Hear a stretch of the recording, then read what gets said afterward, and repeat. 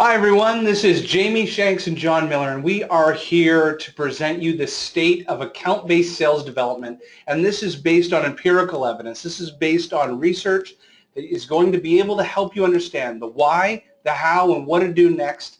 So what I'm going to do is introduce the team here. If you're unfamiliar with myself, my name is Jamie Shanks. I'm the CEO of Sales for Life, and we have built the world's largest social selling training curriculum. We train 300 global customers around the world, 75,000 sales and marketing professionals, and we have one job, and that is to move the sales community from an analog selling world to a digital selling world. And my guest is the Honorable Jon Miller, who I'm going to let you introduce yourself, Jon. I have been following you for years, and it's a great honor to have you here. Great. Well, thank you very much. It's great to be here with you as well. Yeah, so I am Jon Miller. I'm the CEO of Engagio. Previously, I was one of the co-founders over at Marketo. And Engagio, our mission is we're really trying to help bring the human touch to sales and marketing. There's so much automation out there that's just, taking that human connection away, and it's hurting our sales, it's hurting our marketing. So Engagio is really trying to help people coordinate and measure their programs at scale with the human touch. Fantastic. So I'm going to give everybody a sense of what we're going to accomplish here today. First, you have to understand, why are we here? So what are the 3 reasons for deploying an account-based sales development strategy? Then, what are the top 3 outcomes you can anticipate? Why are companies around the world already doing this? And then ultimately, what is the channel? What is the go-to-market strategy for starting your account-based sales development program? And of course, Jon and I are going to tell customer stories along the journey as to that transformation of moving from however they were geo-based, inbound sales professionals, how they transitioned to account-based sellers. So that's what we're going to concentrate on. Jon, take it away here. Cool. We need the slides on, I think. Sorry, say that again? I'm not seeing any slides. Oh, you're not seeing any slides because I need to present. There you go. All right. So everybody, you just got the cool introduction without any slides. It was even more personal and even more human, which was awesome.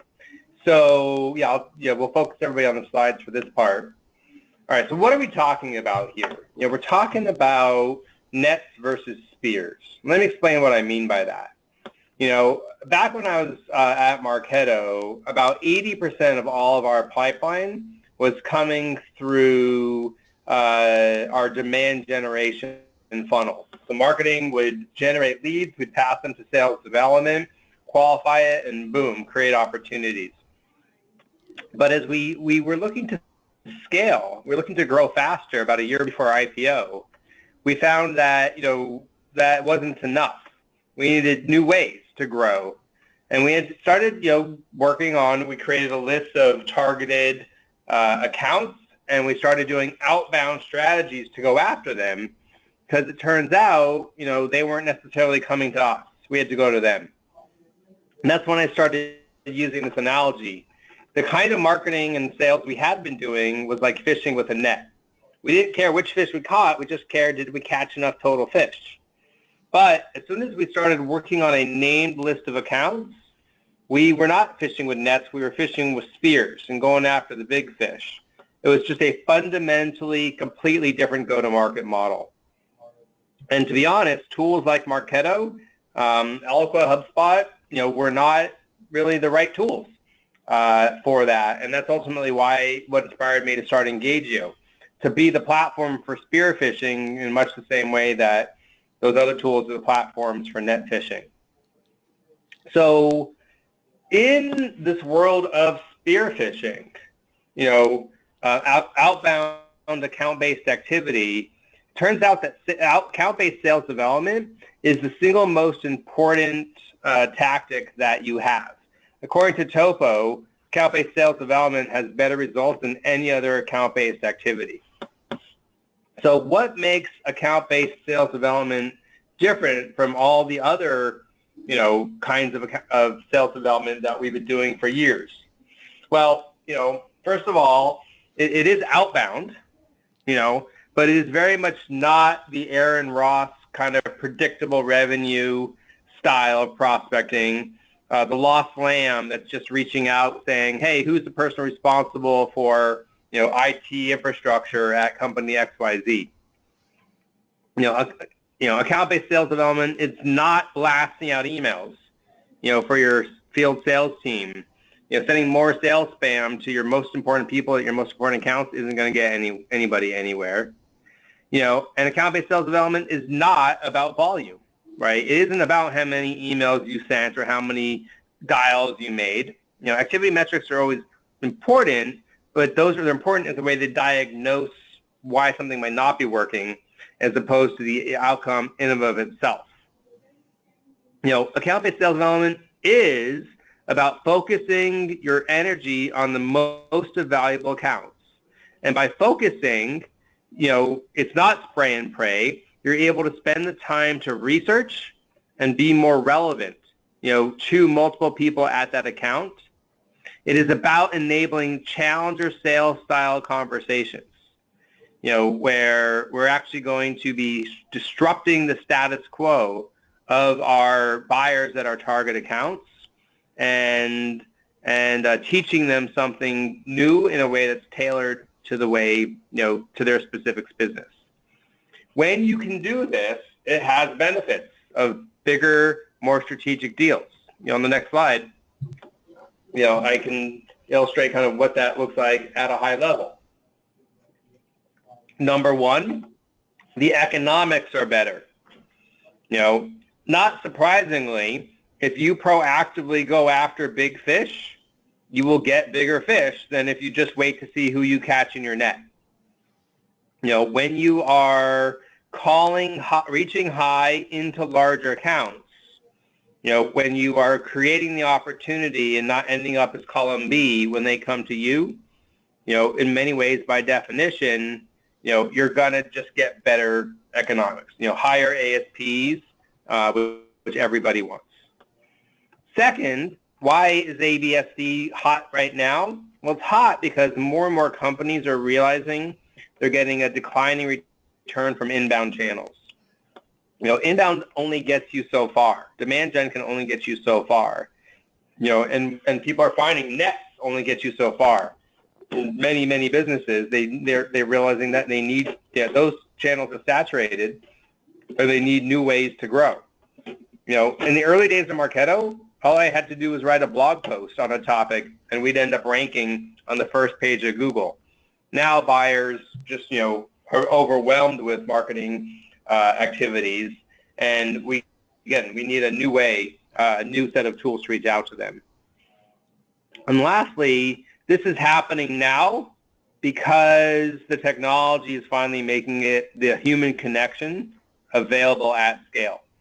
Great salespeople have always been doing account-based prospecting, right? They've always been going outbound in a strategic, relevant way to their accounts. But frankly, that what didn't scale to the hundreds or even thousands of accounts. Now technology like Engagio and other platforms is emerging that really lets this happen at much greater scale. So those are the three key reasons from an academic perspective, but we wanted to find out really from actual practitioners, why are they doing account-based sales development? Jamie? Yeah, and actually I wanted to ask you a question, John. So from a sweet spot standpoint, if you were to look at your customer base, what is the typical inflection point, whether it's number of accounts or size of their target market or size of their organization or the sales goals they need to hit? What is like the common denominator you're seeing in customers coming to you and say, I have to make a change? Probably the biggest factor is actually average contract value or average selling price. Yeah. I think when people, if you're doing $10,000 deals, then frankly, the net approach probably works pretty well for you, and it isn't worth the cost or the investment to spearfish to the bigger accounts. When people are selling $40,000 deals, $50,000 deals, now all of a sudden it's like, you know what? It really is more cost effective for me to know who I want to go after and target them. Yeah. And when people are doing $100,000 deals and above, that's when they start to really recognize that this is a spearfishing world, and they need to be treating each one of those accounts as valuable individual accounts. Where the worst thing they could do would be send them something generic and spammy. Yeah. So it's average contract value is the number one factor, I think. And that makes sense. They start evaluating their cost of customer acquisition against the reality, I need to double my average ACV. Well, my Lord, the only way I'm going to do this is if I start pinpointing my account. So why don't I bring in, we did a survey and a study around 500 B2B leaders, and what did they say around their account-based sales development strategy? If you haven't already gotten this report, everybody that is attending this webinar, that is registered for this webinar, will get this report, but it'll be downloadable within a week for anybody else if we kind of watch this at a later date on a recording. But let's break down some of the math here. And the obvious statement is going to be, every industry goes through a maturation process. And it happens in my space. My space is moving sales professionals from analog to digital. Well, that social selling demand curve had certain organizations, certain industries flock to social selling. And starting in about 2012 and 13, it was the exact same companies. Software, IT services, telecom, professional services is on its way. But that demand curve is because you have a highly leveraged inside sales force, huge global like a sales force that is on every continent, and is quite large and robust, and is also willing to try new things, new tools, new technologies, new strategies, constantly investing in themselves to adapt. And so, John, would you say, if you looked at your customer base, that it's probably in line with the type of organizations that have already made the jump, and then thus, if you are a software company or an IT company seeing this data for the first time and you don't have a strategy, you are no longer an early adopter? Yeah, I think that's very much true. I mean, not surprisingly, software, IT, these are the companies that tend to sort of be the most aggressive about finding the new strategies, whether it's sales and marketing strategies or IT strategies or HR strategies. A lot of the innovation does come from those industries, and we certainly see that in our customer base. Yeah. Perhaps talk about some of the outcomes that you're seeing. Yeah. So we did this. We did this research, and the number one benefits that people are seeing when doing account-based sales development, not surprisingly, is increased revenue, increased pipeline, and better overall leads. I think the other thing that's interesting about this, is of all of these, the reduced customer cost was the least frequently cited benefit. This isn't necessarily a cost reduction strategy, right? This is a strategy of focusing your costs onto the best accounts in order to grow better. Yeah. On the next slide, we talk a little bit then about what drives people to sort of embrace this. The top reasons, again, are basically identical: revenue, pipeline, and higher quality leads. But the other top one that is right in the middle is better engagement and penetration into target accounts. And I think that's a really key thing to focus on as well. We can't always measure our results here in terms of pipeline and revenue. In many cases, we're going after these bigger accounts with longer sales cycles, and if we can't wait a year to see if this is going to drive ROI, but at the same time, it can take up to a year to actually create a deal at a big target account. So we do need metrics that are going to measure success along the way, and that's where I think engagement and penetration matters so much. At least are we connecting and with the right people at the right accounts and having them spend time with us? That's a great sign that we're on the path to more revenue, even if we haven't seen that revenue yet. Yeah, I think one of the net effects that we've found is really a real positive here that people sometimes don't focus in on. A couple slides ago, John talked about drilling deeper into a particular segment, whether it's an industry or a geo, but there's a concept called the sphere of influence. So as an example, if I'm choosing the accounts I'm going after, I have two paths in my life. I have by wallet share, so I pull up the Inc. 5000 list and I start targeting based on potential spend.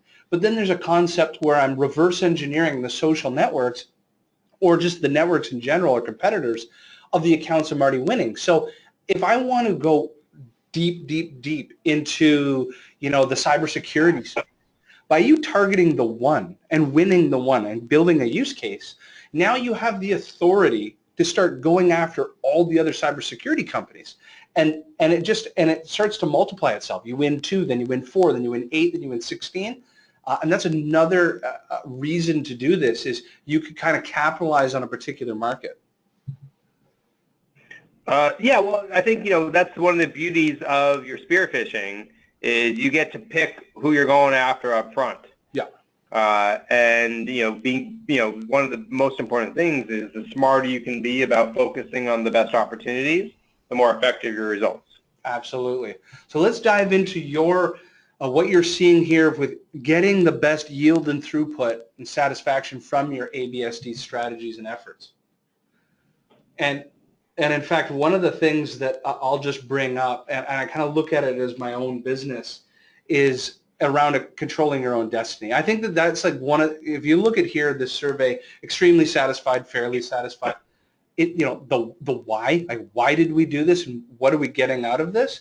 It's control. Like myself as the CEO, so anybody that's followed Sales for Life, heavily reliant for years on inbound and channel as an example. And that's great. You start doing a couple $1 million, but now you want to get to 10 million. You want to get to 20 million and 50 and 100 or however big you want to get. I need to actually start pinpointing the accounts that are going to get me there, because even if I reverse engineer the capacity of my demand gen waterfall, no matter how much I throw at it, it's only going to get me so far. So from a satisfied standpoint, that's one of the big net effects that you're seeing from leaders and why they're satisfied, because they're winning that 100,000 ACV deal that they weren't getting before. John, anything? Makes a lot of sense. Yeah, anything you want to add before we get into the most effective channels and tools? I just think, again, it's a good reminder that, this is not a kind of thing that's going to have instant results overnight. And therefore it's important to go into this with building alignment across the organization around what to expect and when. That's a great feedback. It actually did take longer than anticipated. So let's dive into some of the most effective channels and tools that you're seeing. Yeah. Well, I'll start with what's not effective. I mean, all of us, any person in business today has seen this massive rise of emails, that are being of email prospecting, and I get 7 or 8 a day, and the vast majority looks something like this crappy email, where, obviously this person did not spend a lot of time to really personalize their message, to really understand me or my business. Next slide, when I get crap like this, I'm hitting the spam button. I am sending that to, making it impossible for them to reach me or to reach anybody else ever. And so I think the number one thing that if you're going to take anything away from this whole talk, I think about account-based sales development, it's that, why would you ever risk the most important people at your most important accounts hitting the spam button by sending them something generic or templated, right? We've got to, we're focusing our efforts on the important accounts. So we've got to find a way to increase our odds and get a more likely result from, again, these most important accounts. And we do that, on the next slide, by being more personalized and being more relevant. We do that by putting together sophisticated programs that don't just talk to one person, but work the entire account. Because think about it. When you're prospecting into a company, any one person can say no. So if you're single threading your prospecting, you're putting your success and your organization's success at risk. You want to talk to multiple people. And you don't want to just be a lone wolf, right? You've got a whole company available, to help you as you reach into these accounts. And that's why ultimately I talk about these 5 different levels of what I call orchestration. And I call it orchestration instead of automation because I'm really highlighting the fact that we're bringing humans involved. So the lowest level is when you just send somebody an email, and, you might do that with, HubSpot, Sidekick, or Tout app or something. Level 2 is when you put together a series of emails. So if the person doesn't respond to email 1, maybe you do email 2, 3, and 4 to bring it to the top of their inbox, for example. Level 3 is recognizing that we live in a multi-channel world. And so instead of just doing it over email, we might bring in email, phone, and social. Level 4 recognizes that you might have better results if all the interactions are not coming from just one person at your company, right? You can have marketing create some air cover by perhaps sending a direct mail package to warm things up.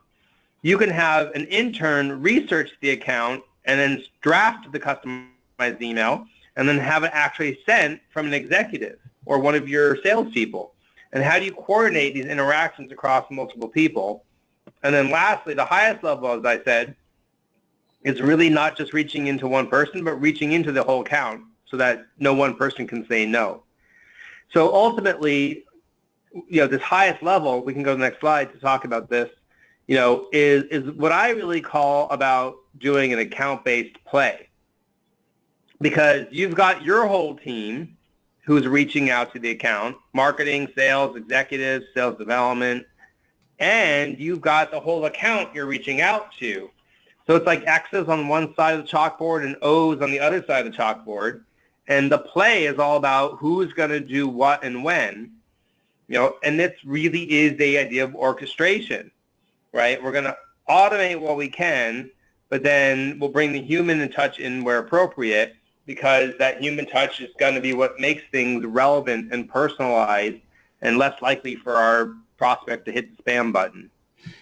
So that's kind of the theory here, a little bit of what I'm talking about for kind of how to make this work.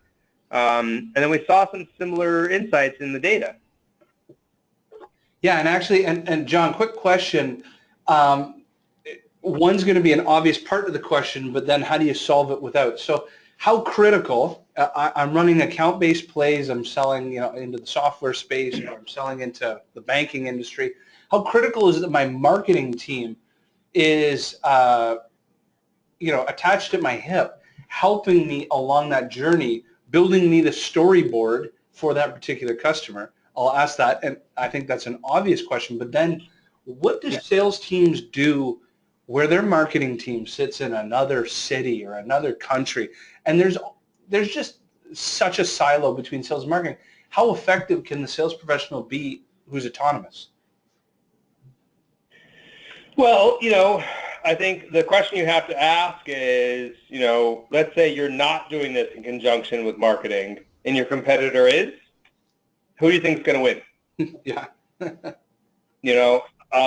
So I think the answer has to really do it with, the coach who writes the plays.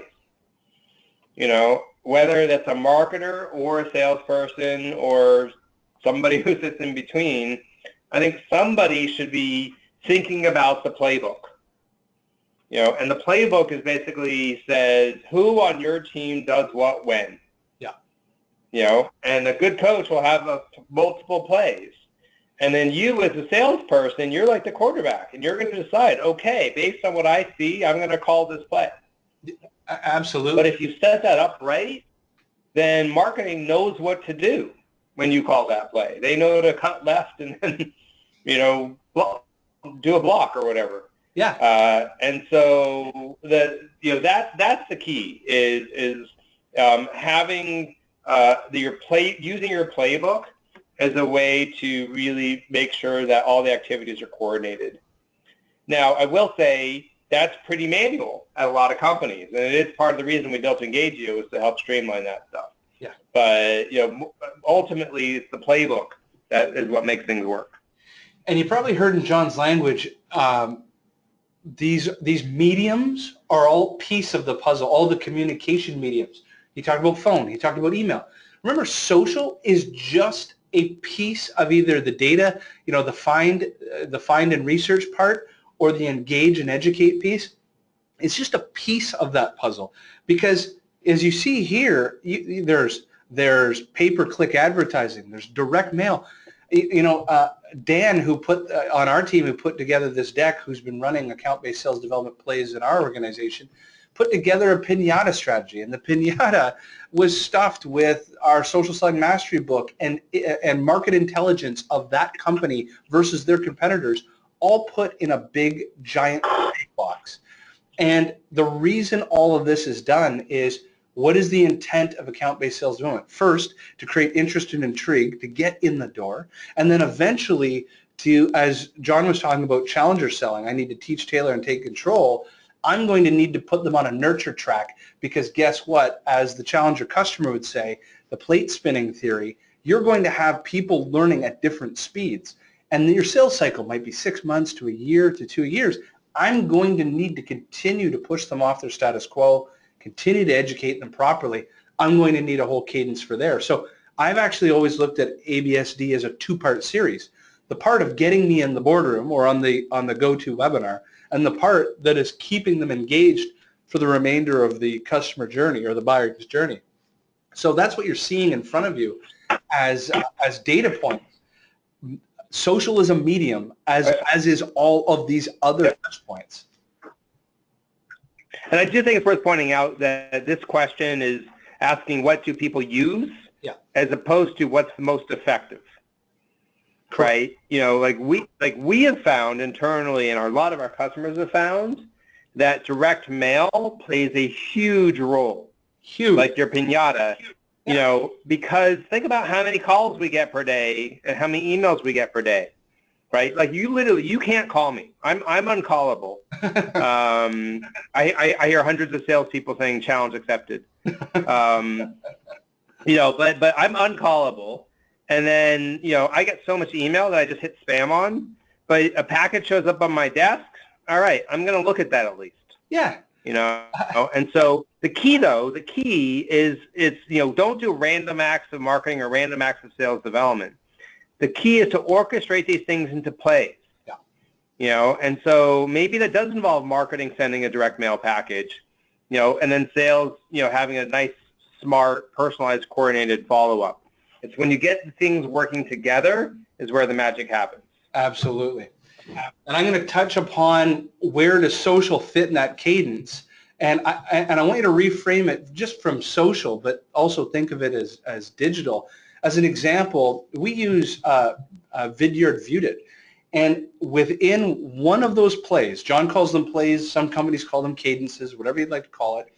The concept here is that we can make all kinds of personalized videos. Instead of a written text-based email or text-based in-mail, I can make a one-to-one video contextualizing and humanizing conversations or third-party data. I can put all that together for you, and that's just yet another play. Top channels and tools, John, that you're seeing here. Well, I think, we hit some of this a little bit just, on the, this is more about tools. So not surprised to see sales intelligence here at the top, alongside CRM, because that's pretty, essential. A big part of this is everything I said, it's about being relevant. It's about being personalized. Yeah. And the more intelligence you have at your fingertips to do that, the better. What I am, I guess personally, maybe not surprised, but I object to a little bit, is the predominance of the outbound sales platforms, here, as well as marketing automation. And the reason why is because I just feel so strongly in the value of the human touch. I mean, we're reaching out to important people and important accounts, and to think that we can be successful just automating that is erroneous. We need humans. We need people to take the time to understand the account, personalize the interaction, and then actually try to connect somewhere. And to me, that is really much more about orchestrating the interactions between marketing, sales, and sales development, and not just automating it through some platform. Where I do see the values in those platforms is the data collection. So you can start understanding your three levers: volume, velocity, and probability or conversion. And of course, I could input all of that activity into Salesforce or Microsoft Dynamics and pull reports, but because most sales professionals are lazy and that information isn't in there, one of the benefits I do see with those platforms is the capturing of data to make my job as the CEO much easier, where you can come to me with a business case that says, boom, here are my activities influencing sales results or sales opportunities. Ultimately, measurement really matters. Yes, exactly. And you got to be able to tie your work to your outcomes, no doubt about it. And this should be the most obvious slide to anybody who's already started an account-based sales development strategy. And if you haven't, social is a piece of the puzzle, okay? You will either use it, as John talked about, to being highly relevant, highly contextual. So you need to use it as a research tool, a data collection tool, an insights collection tool, whether it's insights like third-party content. And then you need to deploy conversations. Like, social isn't just listening. Social is a contact sport. Social is having conversations with the customer, getting them into a next step, moving them along their journey. And so those that are running an account-based sales development program, I mean, it's insane to think that you wouldn't make social part of that process. Agreed. John, the tool, the tool maze here. Talk us through, and this I think is confusing executives. There's just so many tools, what to do, how does it all kind of come together? Yeah. Well, my intent here is not to just be, just a wash of logos, but to actually put some structure into the space here. And so the way I think about it is that first column. I'm getting some feedback there. That first column is the who. So which companies do I want to go after, and then which people at those companies do I want to go after? And you can do that by buying data. You can do that with predictive, and you can do that with more advanced tools like intent. The second column is the social intelligence that we were talking about. How do I understand these people and these accounts so that when I reach out to them, I can do it in a way that's more relevant? And perhaps, at the bottom there, content customization, some of the tools that actually create customized interactions. The where then represents the various channels I have available to me, which we've been talking about, whether it's the top set of channels, which are more marketing oriented, like ads and direct mail, or the second row, which are the more human channels, like email, phone, and social. Underlying that is really the orchestration, which is that process of how do I coordinate those interactions across the different channels and across the different people into coordinated, synchronized plays. And then across the bottom is the infrastructure, things like analytics, and something that I think is actually super important but kind of geeky, which is lead to account matching. How do you actually take all those leads in Salesforce and tie them to the right account? So that way you can actually be truly account-based in your follow-up. You don't need a tool in every one of these buckets to do account-based sales development, as we just said, but this is sort of all the tools that you might consider in the space. I fully agree with you. One of the core challenges, when we started this process, one of the core challenges our sales team said, go into the leads tab in Salesforce, type in Microsoft, and there's like 174 people at that account sitting in leads, but they're not rolled up under the account, and they're not kind of segmented by economic buyer, decision maker, all the normalcies of being able to segment who's who. And that's a huge problem, because then all of a sudden you have your SDR team calling into the same accounts that your field team's having conversations with, and that's not a good thing. Not a good thing. Yeah, so it starts to put it all together. Yeah, lead to account matching really matters. Yeah, I fully agree. So as we get to wrapping this up, I'm about to take questions. Jon, your team, honestly, you guys are creating the definitive guides on the why, the how, and the who of account-based sales development. Guides people to some resources that they should grab. Sure. Well, so, I have a 140-page book I've written on this topic called The Clear and Complete Guide to Account-Based Sales Development. You can grab it, and actually it's a little sister, The Clear and Complete Guide to Account-Based Marketing.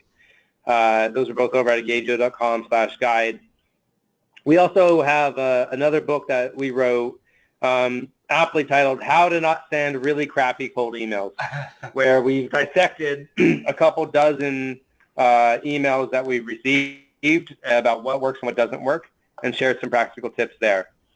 And then you've got your social guide, right? Yeah, absolutely. So we're going to take basically right out of Jon's The Clear and Complete Guides to Account-Based Sales Development, and now help you think where social and digital, how you move your team from analog to digital through that process. And team, I'm now throwing on my webcam. Jon, feel free to do the same. We'll take a few questions here as we wrap up. I'm going to pull up the chat box, and there's a ton of them. So I'm going to try to go and read them off quick, Jon, and you'll field these. When you choose social media for B2B sales, how do you know which platform is better for the role in your company you are targeting? Jon, maybe talking about it, how internally in your organization or some of your customers, how you had your team focus on certain social platforms better than others. Sure. Well, it's one of the things where you got to experiment and you've got to test. Both internally across a lot of our customers, LinkedIn is usually the no-brainer. It's kind of the first place anybody goes, I think, for kind of social touches. And if you're trying to reach me, that's probably going to be your best bet. But our head of sales, he lives on Snapchat, and if you want to reach him, you're going to have a way better strategy going there. And so my first takeaway is, you kind of want to try different things and use different things, because you don't ultimately know what's going to be right, for the person that you're trying to reach. The other one I personally think that Facebook is vastly underutilized. Say what you want, everybody's on Facebook. No. Not everybody, but it's got way more reach than any other platform. I think too many people are worried that Facebook isn't for work. I think Facebook is for relevant information. So if you've got something relevant, then why not find a way to kind of promote it to your target audience? I second Jon's motion on Facebook, and in fact, we're seeing it for customer success teams. Let's just think about this logically. Jon's a customer of ours. I now connect with Jon on Facebook. I see photos of Jon's vacations, Jon's family.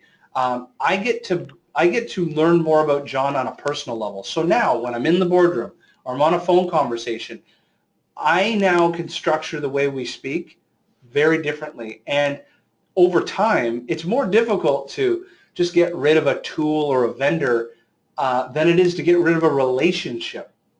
Sorry, I'm going to reverse that. It's much more difficult to get rid of a relationship than it is a tool or a vendor. And it's how you frame your value proposition to a person. And Facebook's a great way of connecting interpersonally. Another question I saw was from a gentleman named Tony, and he wanted to know, okay, I get the concept of the orchestrator. If you were to bank on who would do the best job in the organization, should it be the account executive who's been assigned that account? Should it be the marketer?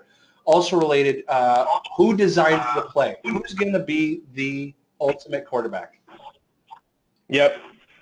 So I think it's important to be precise on the language here. And, let's talk about quarterbacks versus coaches versus players, because I think they all play a role. I think that the account executive is the best quarterback. They're the one responsible for the account and probably best able to call the play. Now, for smaller accounts, I do see the sales development rep playing the role of the quarterback. Because they're like, all right, here's your list of 500 accounts you're going to get into. Figure out which play you kind of want to run. But the more strategic accounts, it's the account executive. The coach writes the playbook.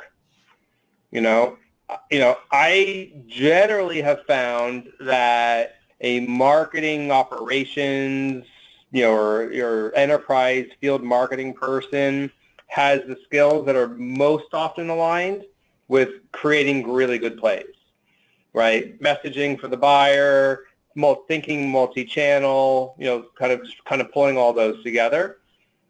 But the best is when that marketer works in conjunction with somebody from sales, in terms of, ultimately writing the plays. And then the players, you're going to have players all over your organization in a best practice situation. So you'll have interns researching accounts and sales development people reaching out. You'll have your executives getting involved at the right time. You'll have marketers creating air cover. And again, the key is, how do you actually orchestrate all that so it works in a coordinated fashion? How do the X's know where to go on the field? That's what the play is all about. Fantastic. And last question, we wrap up, and it comes back to, if this was a spectrum of analog to digital, the question goes all the way back to analog, and it is fully agree that direct mail should be a part of this process. Can you give me examples? Can you give me tips around direct mail strategies? And I'll start with John. Want to hear your opinion. It comes with a mindset, and that mindset is to continue help somebody along a journey. So if you're constantly trying to educate the buyer about something they don't know, and I'm going to give a real life example. One of our sales professionals today just got off a call with a very large manufacturing organization, and that company had somebody hired in, and 3 weeks ago has been tasked with building a global social selling program, but doesn't know where to start. Well, we're actually taking online data, so we went into our marketing automation information and saw their content consumption story. What were they reading? What hadn't they read? And then we could now tailor a direct mail strategy. So what we did is we've mailed her a book around social selling mastery, but at the same time wrote her a actual personal letter that gave her some roadmaps of assets that she needs to look for that she hasn't read, and some competitive intelligence that she should get to understand very quickly as part of her State of the Union. I could have sent that digitally, but we decided to send it by mail because, to John's point, the read response rate is really high with direct. So that's just an example of something we just did today. John, maybe you could talk a little bit about best practices you're seeing. I think that's a great, actually, the key is the integration, right? A personalized direct mail with a series of truly human touches across the board. Instead, all I answer about is a non-digital channel that people don't tend to think of as much in the ABSD world are events. But your marketing team does events, right? They're having trade shows, they're having dinners, right? They're having executive symposiums and all that kind of stuff. Your goal is to engage with decision makers at your target accounts, right? Reaching out to them.